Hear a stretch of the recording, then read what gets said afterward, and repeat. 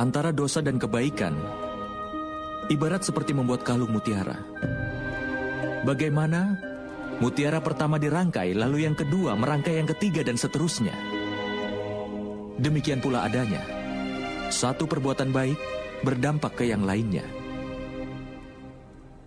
Dan satu dosa pun berdampak ke yang lainnya. Penyebab dari dosa adalah kesombongan seseorang. Seseorang dapat menghindari dirinya dari perbuatan dosa hanya saat dia melihat hukumannya. Tapi kadangkala, dia dibutakan kesombongannya. Kebiasaan untuk berbuat zalim dan jahat akan membuatnya semakin sering melakukan itu. Tindakan membahayakan dan perbuatan tidak adil masih bisa ditoleransi. Itu juga termasuk kejahatan yang masih bisa diampuni dalam lingkungan masyarakat itu. Itu hukuman yang dapat langsung diputuskan oleh mereka. Masyarakat itu yang memutuskan hukumannya. Tetapi dalam tatanan masyarakat ini, hukuman atas sebuah kesalahan diputuskan oleh orang yang paling kuat.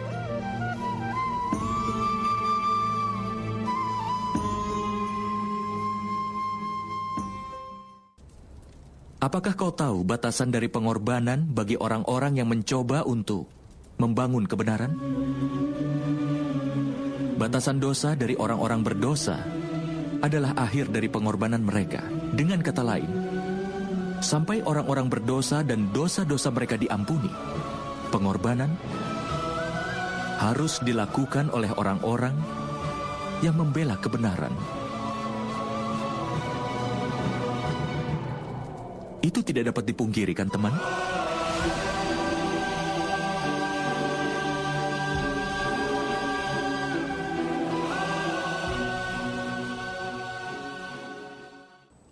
Makhluk yang lahir sebagai manusia biasa tidak akan bisa melakukan keajaiban.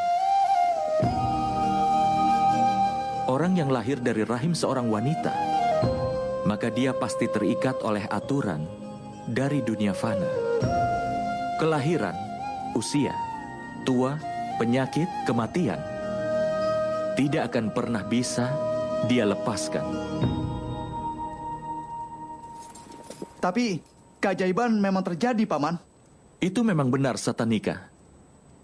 Tapi keajaiban yang satu ini dilakukan oleh dewa.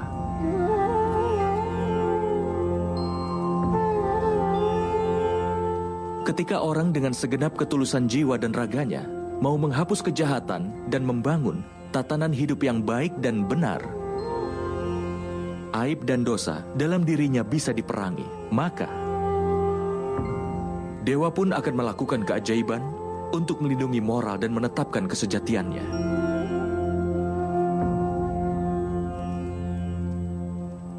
Ketika seseorang berserah dan membuang keegoisannya dan segala dosanya, dan dia pun sudah siap untuk mengorbankan segala miliknya, maka seluruh makhluk ciptaan akan diberkahi dengan mukjizat. Dan pengorbanan yang seperti itu telah dilakukan ibuku Dewaki. Dan keajaiban pun terjadi di penjara itu, nak. Ini adalah keseimbangan penciptaan. Tapi dewa hanya melakukan mukjizat ketika ada manusia yang melawan hukum alam, namun kesejatian yang sebenarnya ada di dalam hati. Sehingga manusia jangan pernah menyerah untuk berjuang. Setiap kali seseorang berjuang untuk menghindari dosa, bahkan dalam bentuk perjuangan yang sekecil apapun, maka dewa akan melakukan mukjizat untuk melindunginya. Artinya, kalau kalian ingin mencari bantuan dari alam semesta ini dan juga dari para dewa, maka pertama-tama berserahlah dan jauhilah keegoisan dari segala dosa. Belajar tetap tegar di segala keadaan. Tapi ada satu kebenaran. Manusia seringkali lupa bahwa setiap partikel dari ciptaan merupakan bagian yang maha kuasa sendiri. Itulah sebabnya mereka selalu saja tetap terhubung. Seperti cara bunga menyebarkan aromanya di seluruh ruangan. Bau-bauan busuk pun menggunakan cara yang memang kurang lebih sama. Kebahagiaan dan kesedihan manusia bisa mempengaruhi dunia ini. Kebahagiaan seseorang juga bisa membuat bahagia orang lain di sekitarnya.